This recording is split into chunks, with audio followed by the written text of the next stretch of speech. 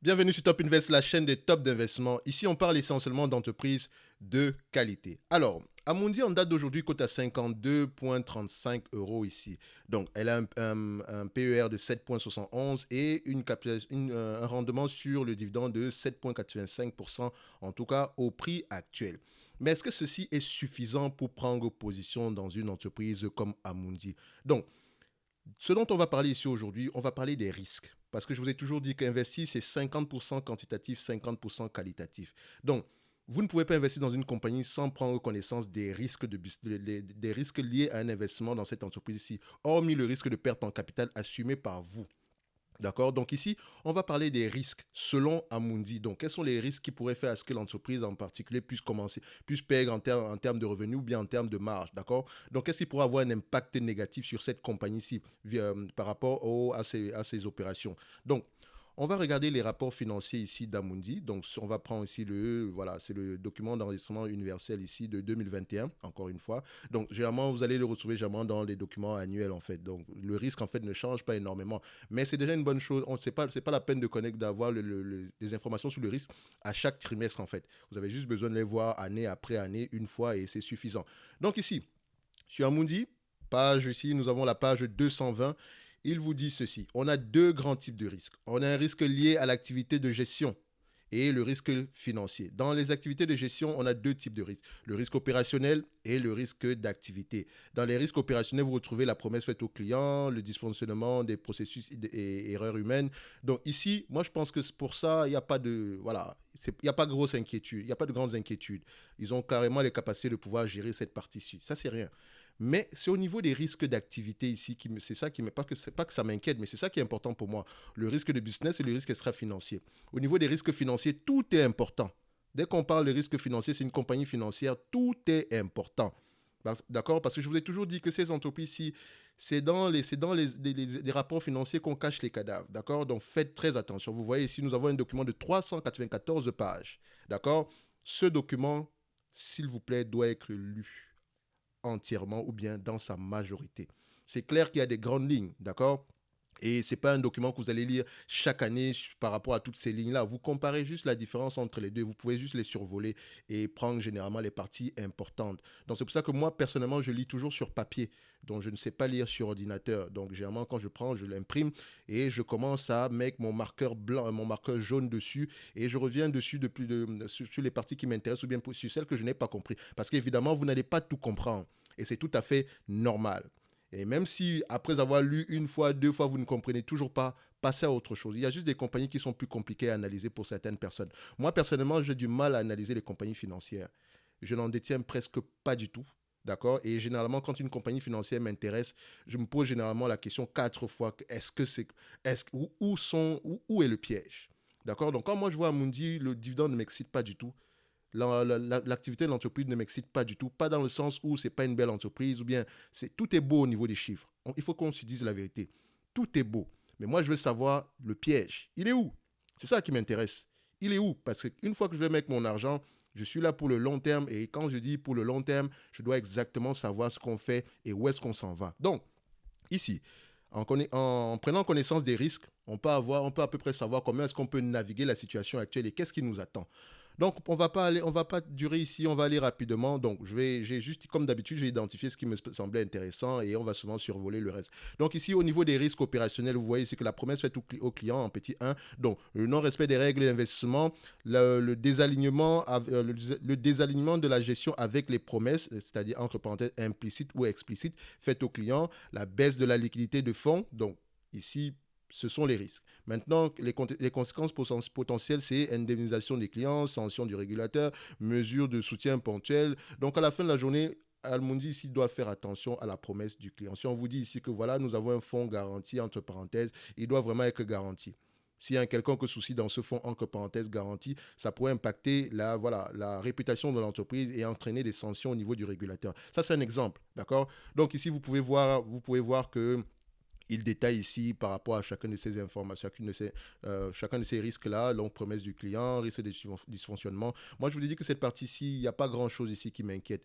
Peut-être qu'ici, la partie liée à, au risque en termes de cybersécurité, ce qui est tout à fait normal ici. Si Amundi se fait pirater, ça pourrait avoir un impact. Mais ce n'est pas durable à la fin de la journée. Donc, je pense qu'elles ont des équipes nécessaires. Au niveau des risques liés à la non-conformité, les risques de non-conformité fiscaux, réglementaires et juridiques, je pense qu'il y a toutes des équipes dédiées par rapport à cette gestion-là. Donc, on continue. On va aller directement ici à ce qui m'intéresse. Donc, le risque d'activité ici, bon, on va se dire que ici, ça c'est important. Risque business. Les principaux risques impactant l'activité de gestion d'actifs sont 2 points. L'évolution des marchés financiers. Donc, quand tout se passe bien, tout le monde est content. Ça peut impacter positivement. Quand tout se passe mal, tout le monde devient stressé et ça peut impacter négativement. Donc, à partir d'ici, vous mettez déjà en contexte par rapport à la situation actuelle et par rapport à ce qui pourrait se passer dans le futur. Ici, si on est en récession, ça pourrait impacter négativement l'entreprise. Et on va continuer, on va découvrir pourquoi. Donc, la dépendance d'Amundi au réseau de distribution des groupes Crédit Agricole et Société Générale en France. Dépendance.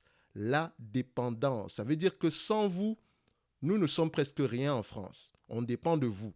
Donc, s'il y a un impact négatif, si on ne s'entend plus avec Crédit Agricole, même s'il y a très peu de chances que ce soit le cas, parce que Crédit Agricole est fortement actionnaire d'Amundi, et Société Générale, je ne sais pas si Société Générale est actionnaire d'Amundi, je pense que l'Ixor appartenait à Amundi, un truc comme ça, mais dans tous les cas de figure, ces deux entreprises-là en France, ils ont bien dit en France. Donc, c'est-à-dire que la France représente un gros marché pour eux. Donc, si on est en bisbille avec Société Générale et Crédit Agricole, ça pourrait nous créer des soucis. Effectivement, c'est le cas de le dire ici que c'est bien de mentionner Société Générale et Crédit Agricole parce qu'il y a un élément important pour moi. Dépendance au réseau de distribution. Comment est-ce que Amundi fait pour distribuer ses produits hors France? Est-ce qu'elle prend également des ententes? Et si c'est le cas, avec qui? Est-ce que ces partenaires-là sont solides? C'est-à-dire que si en France, on a ce genre de situation, ça veut dire qu'en Italie, on aura ce genre de situation. Au Maroc, on aura ce genre de situation. En Asie, on aura ce genre de situation. Donc, c'est-à-dire que si on travaille avec des partenaires, nous sommes dépendants de ces partenaires-là dans une certaine mesure. Donc, on doit s'entendre avec ces partenaires-là. Donc, ça, c'est quelque chose à prendre en considération. Les taux des commissions de gestion. Dites-vous que ça, c'est une entreprise. La commission est très importante. Vous allez voir que c'est un terme qui revient très, très, très souvent. Donc ici, je vous ai toujours dit que dans les gestionnaires d'actifs, c'est d'abord la taille des actifs sous gestion. Par rapport à cette taille-là, vous avez la commission. Plus vous gérez beaucoup d'actifs, plus la commission est élevée en termes de volume, pas en termes de marge. Parce que justement, si vous avez beaucoup d'actifs, vous avez tendance à baisser les commissions pour attirer encore plus d'actifs. Donc, c'est-à-dire que les commissions sont très importantes ici. Donc ici, le combat est au niveau des commissions. Si je vous vends le même fonds, par exemple, S&P 500, un ETF, et que je vous dis qu'ici, la commission, c'est 0,1%, et Amundi fixe ici 1%, vous allez aller à 0,1%. D'accord? Pourquoi? Parce que je suis le moins 10 ans. Parce que c'est le même ETF en réalité. Soit à la fin de la journée, moi, j'ai juste des commissions moins élevées. D'accord? Donc, vous allez généralement voir qu'aux États-Unis, ils ont très, par exemple, quand vous comparez Vanguard et BlackRock, les commissions sont très, très, très, très, très, très petites. C'est pour ça que Vanguard et BlackRock sont les premiers en termes de gestion, en termes de taille des actifs. Ils ont des trillions. Je ne dis même pas, ils ont des trillions, d'euros. On va le dire comme ça, parce qu'on est déjà en trillion, on parle de 1000 milliards, d'accord? Donc ici, à la fin de la journée, c'est très, très important, les commissions. Donc moi, ce qui m'amène déjà à poser la question de savoir, quelle est en termes de taille des actifs, quel est le pourcentage lié aux commissions? Donc, quel est qu'est-ce qu'on retient en termes de commissions moyennes? Donc, est-ce que c'est 1%, 2%? Il faut comparer ça par rapport à nos concurrents. Donc, c'est ce qui me vient en tête. C'est comme ça, je n'ai pas dit que c'est quelque chose qui existe. Donc, c'est possible de trouver cette information légalement. Donc, ici, ils mettent la demande des clients et comme conséquence, ça pourrait avoir baisse de valorisation des actifs entraînant une baisse des assiettes de commission. Encore une fois, commission. Si la valeur des actifs diminue, ça pourrait entraîner une baisse de commission. D'accord?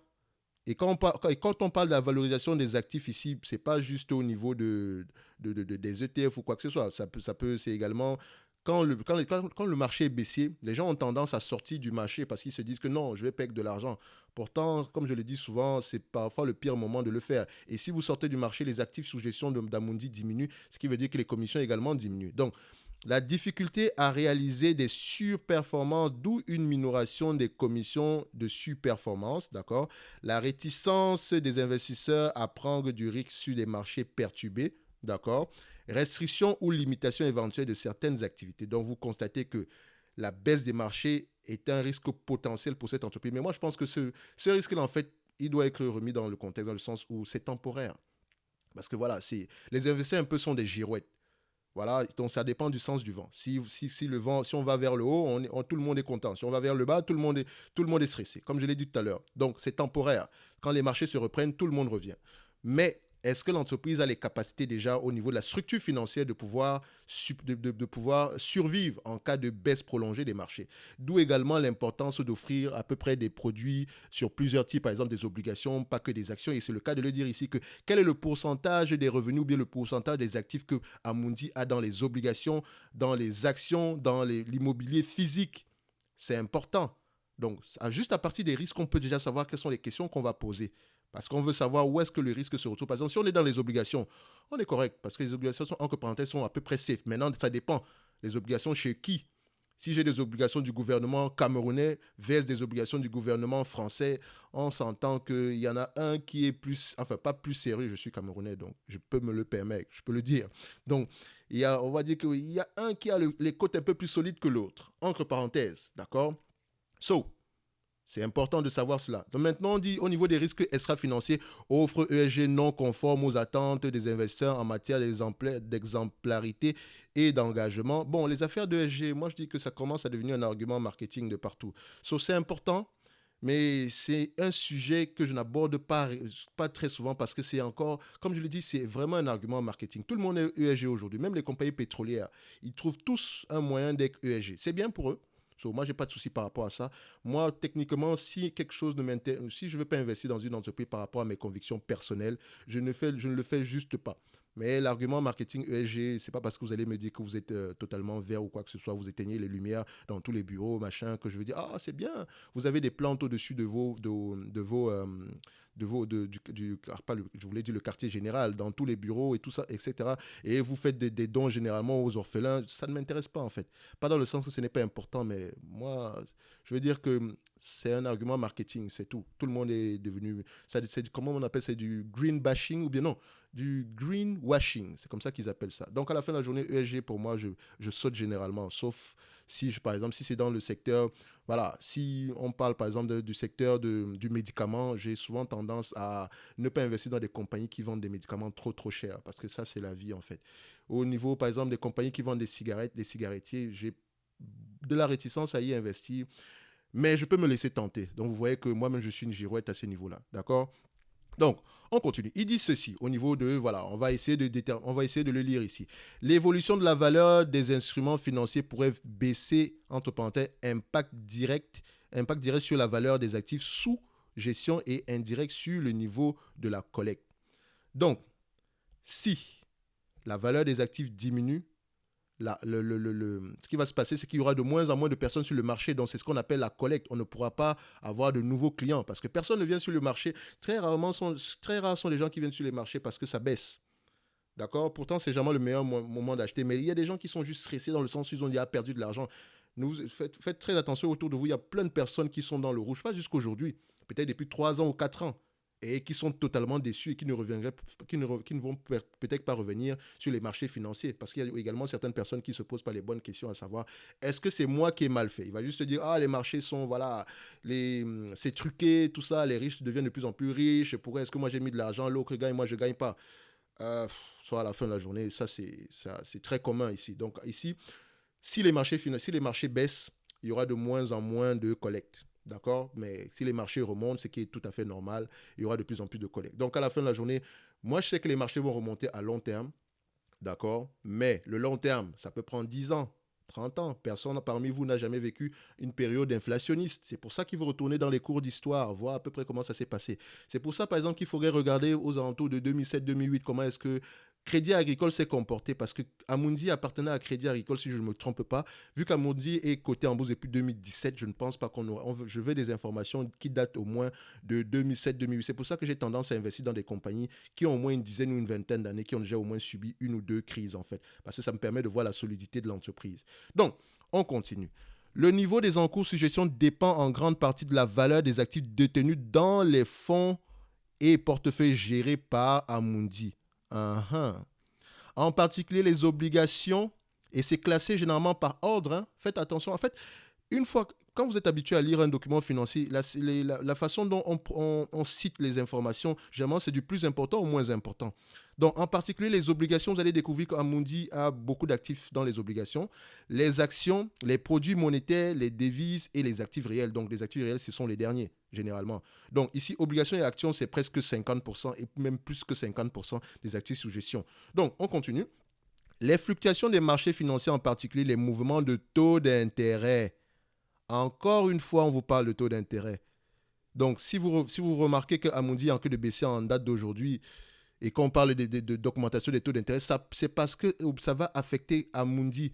Si Amundi est investi massivement dans les obligations, d'accord, les obligations dépendent des taux d'intérêt. Et quand les taux d'intérêt augmentent, en fait, c'est l'équivalent d'un marché baissier dans les obligations parce que les nouvelles obligations sont de plus en plus attractives. Ce qui rend les anciennes obligations de moins en moins attractives. Et si vous avez des anciennes obligations avec des taux d'intérêt très bas, ce n'est pas intéressant pour vous. Pourtant, quand on est dans un marché où les taux d'intérêt baissent, ça veut dire que les anciennes obligations sont de plus en plus attractives. D'accord? Dans le sens où les nouvelles sont de moins en moins attractives. C'est bizarre, mais c'est comme ça que ce marché-là est fait. Donc, quand on vous parle d'un marché baissier dans les obligations, c'est parce que les taux d'intérêt augmentent. Quand on vous parle d'un marché haussier dans les obligations, c'est parce que les taux d'intérêt diminuent. D'accord? Donc, faites très attention à ça. Donc ici, vous constatez que Amundi vous mentionne déjà que la baisse des taux, l'augmentation des taux d'intérêt pourra avoir un impact sur nous. Et ils sont énormément investis dans les obligations. Allez-y, regardez. Donc, une fois que vous savez cela, posez-vous la question, comment est-ce que vous allez faire pour gérer ce risque-là? D'accord? Donc, ici, on continue. Donc, je recherche là où je me suis arrêté, champ de valeur, spread, les taux d'intérêt. Donc en particulier, les mouvements de taux d'intérêt, des spreads, de crédit, des cours de change et la valeur des actions peut entraîner une variation significative de la valeur des encours sous gestion d'Amundi. Des mouvements adverses des marchés financiers peuvent aussi réduire les nouveaux investissements et conduire des investisseurs à retirer des actifs de fonds et portefeuilles gérés par Amundi. Je vous l'ai mentionné tantôt, impactant encore davantage les encours sous gestion et dont les revenus d'Amundi. Donc, les encours sous gestion sont très importants pour Amundi. Très, très, très, très, très importants. Et d'ailleurs, même pour tous les gestionnaires d'actifs. D'accord? Plus les encours sous gestion sont élevés, mieux c'est pour vous. D'accord? Donc, Amundi est dépendante en France des réseaux de distribution des groupes Crédit Agricole et Société Générale. Donc ici, vous mentionne ici quelle est la taille en France. Donc vous pouvez lire ce paragraphe-ci. Vous allez voir également que, voilà, en Italie, ils ont également des ententes. En Asie, ils ont également des ententes. Donc vous pouvez voir ici qu'en Asie, c'est près de 286 milliards. Je pense ici que, dans le sens où il y a également des banques privées, 324 milliards. Bref. Amundi, pour distribuer ses produits, a besoin d'un réseau de distribution. D'accord? Est-ce que dans ce réseau de distribution, comment est-ce qu'il sélectionne Amundi par rapport à ses produits? Est-ce qu'il vend Amundi? Est-ce qu'il vend les produits d'Amundi et les produits de BlackRock ou bien de Vanguard? Ou bien, quand il y a des ententes, c'est des ententes exclusives. Donc, ce sont des informations que vous devez vous poser. D'accord? C'est très important. Donc, on continue ici.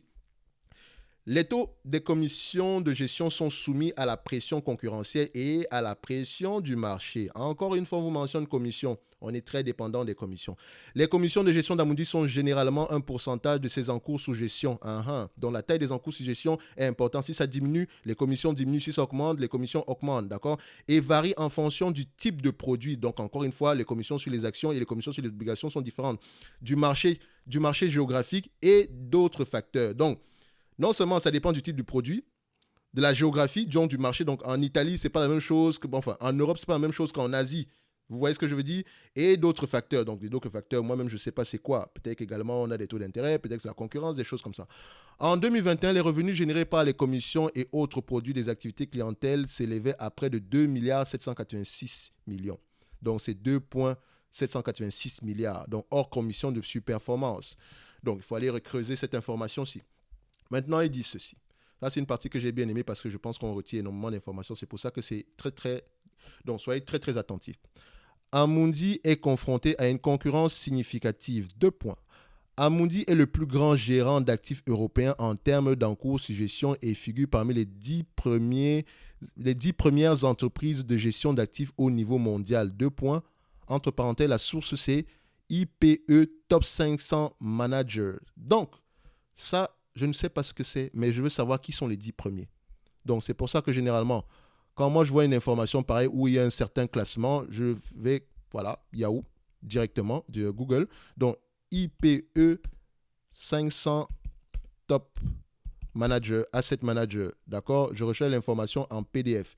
Effectivement, vous allez constater que je l'ai déjà fouillé ici, donc je vais aller regarder ça ici, parce qu'en fait, cette information-là est payante. Donc, si vous n'avez...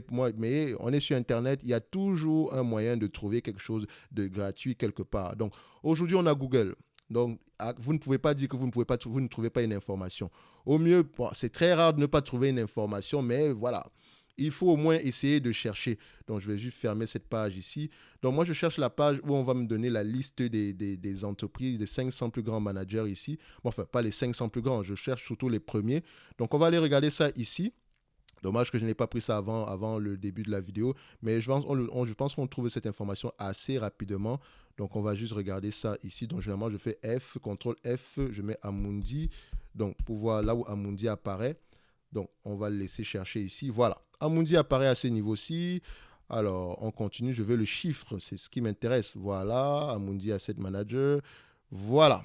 Donc, vous constatez que ça, lui, il date de quelle année? Je n'arrive pas à avoir l'information. Mais de toutes les façons, BlackRock et Vanguard, BlackRock, c'est 8 trillions. Vanguard, c'est 7 trillions. Fidelity, c'est 3 trillions. State Street, c'est à peu près ici 3 trillions également.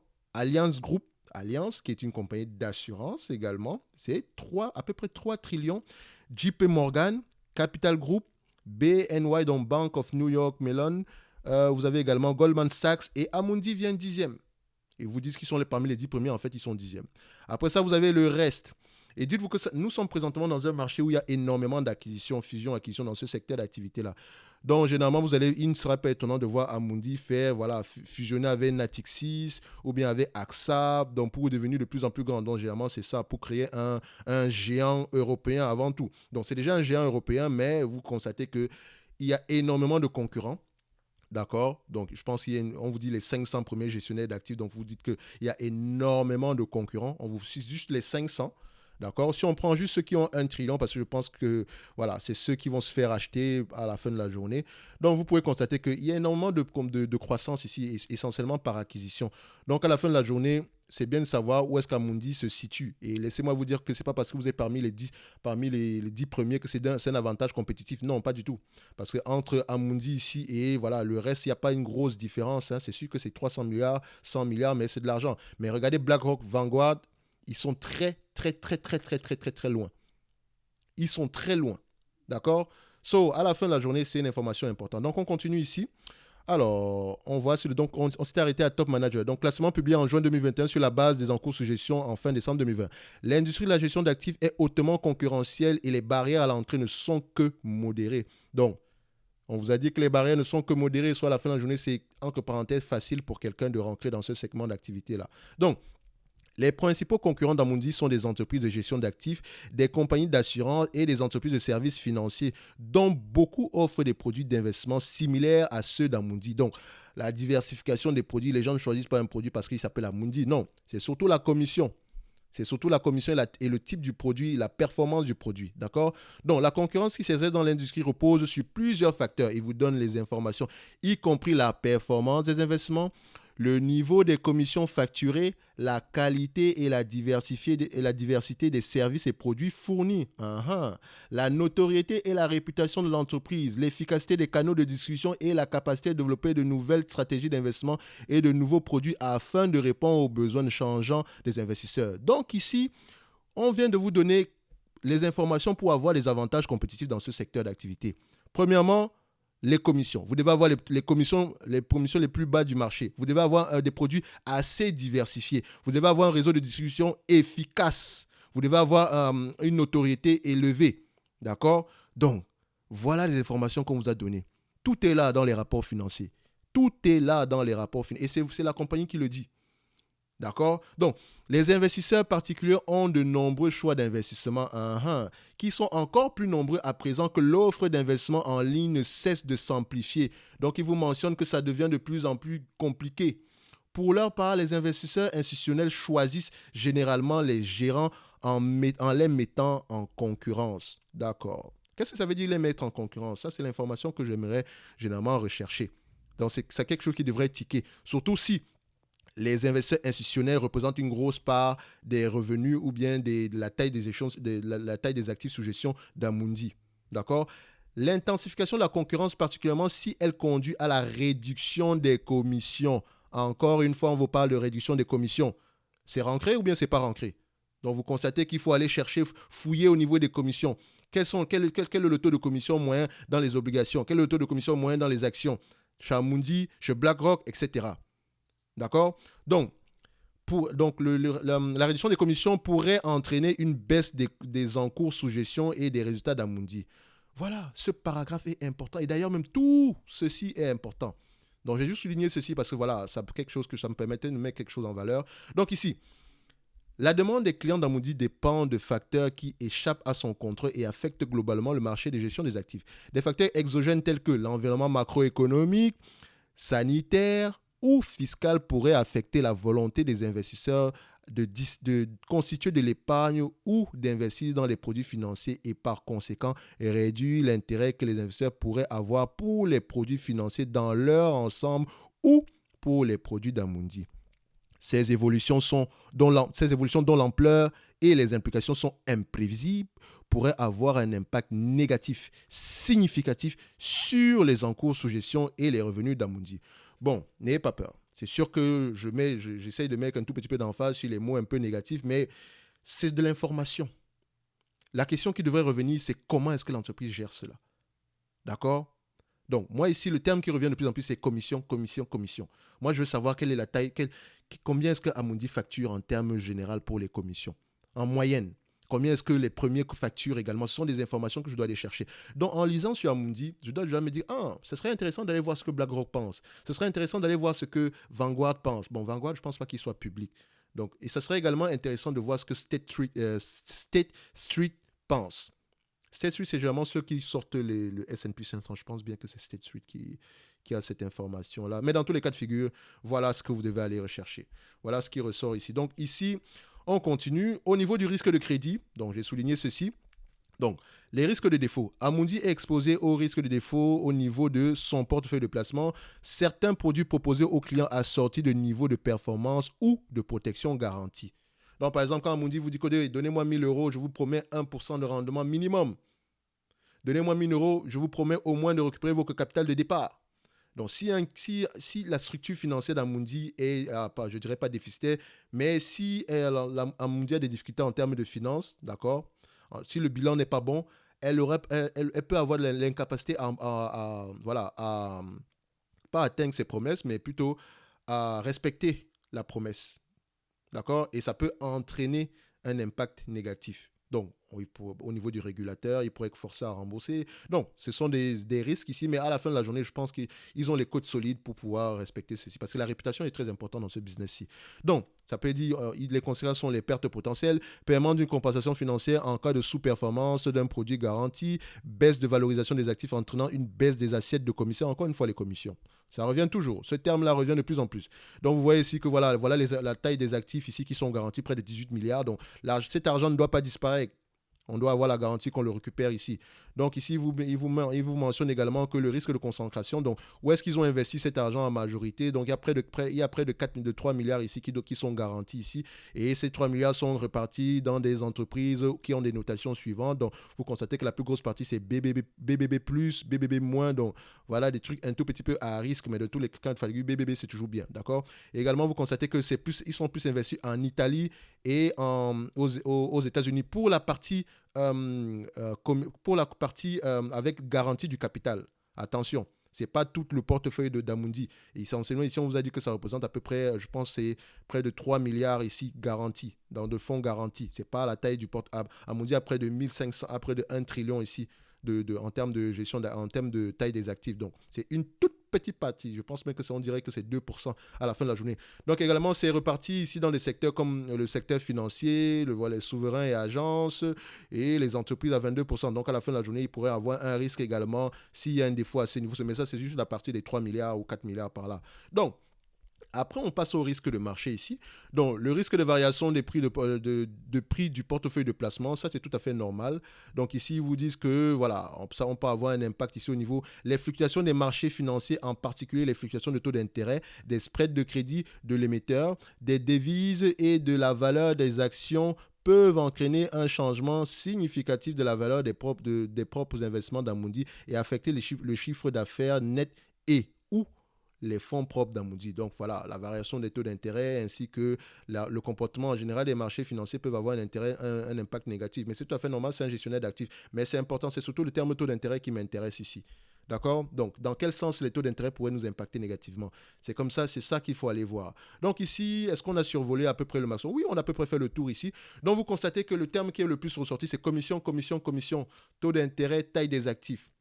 Donc, vous devez aller fouiller par rapport à ça. On vous a dit ici que pour avoir des avantages compétitifs ici, il faut avoir un bon réseau de distribution, avoir les commissions avoir des commissions attractives, avoir énormément, voilà, offrir, il faut avoir une palette il faut avoir une offre assez diversifiée, d'accord, pour toucher à tout le monde. Il faut également aller voir ici quels sont entre les institutionnels et les investisseurs indépendants, dans les retail, comme on les appelle généralement, quelle est la part d'actifs qu'on a chez les institutionnels et la part d'actifs qu'on a chez les retail. Et il faut savoir que les institutions et les retail ne se comportent pas de la même façon. Donc, vous avez vu que Amundi, quand on parle de marché baissier, Amundi pourrait souffrir. D'accord? Parce qu'il y a en termes de commission, parce qu'il y a des gens qui vont retirer leur argent parce qu'ils ne veulent pas payer de l'argent. Pourtant, peut-être le pire moment de le faire. Mais également, il y a certaines personnes qui sont clairement dans le rouge après avoir investi dans des trucs comme, par exemple, imaginez quelqu'un qui investit dans le solaire ou bien dans les imprimantes 3D. Évitez les fonds thématiques, s'il vous plaît. Franchement, il y a trop de risques dans les fonds thématiques, sauf si c'est un fonds thématique qui a été éprouvé dans le temps. Très rares sont les fonds thématiques, sont les ETF thématiques qui font de l'argent sur une longue période de temps. Parfois, c'est juste ponctuel. D'accord? Donc, si vous n'avez aucune connaissance sur les marchés financiers, prenez un ETF Monde. N'écoutez pas ceux qui vont vous dire « Ah, c'est pas assez diversifié, machin. » Non, prenez un ETF Monde. Il a prouvé dans le temps qu'il est efficace. D'accord? Allez prendre un ETF émergent, Asie, machin. Franchement, vous ne savez même. Regardez la taille. Premièrement, il faut regarder la performance sur une longue période de temps. La commission, d'accord, et la stratégie d'investissement. Bon, on va reparler des ETF tantôt tout à l'heure. Je vais m'arrêter ici aujourd'hui pour Amundi.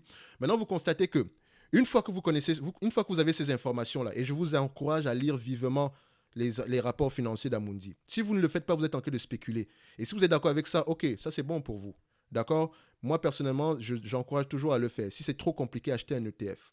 D'accord? Je n'ai pas envie de vous raconter n'importe quoi. Donc, ici, le dividende ne doit pas... Bof, c'est bien, c'est un juteux dividende. Je ne dis pas que l'entreprise est à risque. Hein. J'ai fait une analyse sur Amundi tantôt. On s'est limité aux chiffres et je vous mentionnais déjà que faites attention aux chiffres, c'est 50% du travail. Amundi avait de bons chiffres. On est d'accord. Mais maintenant, nous sommes là pour le futur. Les risques, on doit déjà les anticiper. Donc maintenant que je sais que les taux d'intérêt pourraient avoir un effet négatif, je ne m'attends pas à ce qu'Amundi, voilà, les actions remontent. Je m'attends à ce que ça continue à baisser.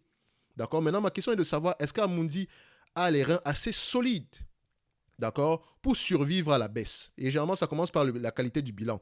Ce qui est sûr, les encours sous gestion vont diminuer. Maintenant, il faut également savoir, Amundi investit massivement où? Dans les obligations ou dans les actions?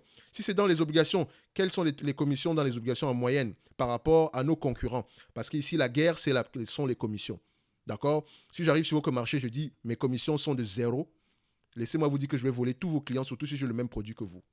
D'accord? Donc, on va s'arrêter ici aujourd'hui. C'est tout pour aujourd'hui. Si vous avez aimé ce type de vidéo, n'hésitez pas à vous abonner massivement. Ça me prend beaucoup de travail pour le faire. Vous constatez que voilà, ça demande la lecture à la fin de la journée et je le fais pour vous. Moi, j'aime ça. Je ne dirais pas que c'est ma passion, mais j'adore ça. Pour moi, c'est comme un passe-temps de lire les rapports financiers. Et j'espère que ça va le devenir pour vous. C'est compliqué au début. Je ne suis pas anglophone. D'accord? Je ne suis pas anglophone. Je ne parle pas anglais. Mais à force de lire, ça commence à arriver. Donc, ce n'est pas une raison. Si vous me dites que non, je ne lis pas en anglais, ce n'est pas une raison en fait. Il faut commencer. Ne sous-estimez pas le cerveau humain et ne vous sous-estimez pas du tout. Vous pouvez être que de bons investisseurs. Ce n'est pas une affaire de diplôme ni quoi que ce soit. Il n'y a rien dessus. D'accord? C'est juste du travail, un peu plus que les autres. Si vous n'avez pas le temps de le faire, allez acheter des ETF. Point barre. Si vous investissez dans les compagnies, que ce soit des dividendes ou je ne sais pas quoi, faites le travail nécessaire. Allez au-delà des états financiers. Et c'est ce que j'essaye de montrer ici et c'est ce qu'on va essayer de faire dans les vidéos à venir parce que j'ai assez parlé du volet quantitatif. C'est même la partie la plus facile, je vous dirais.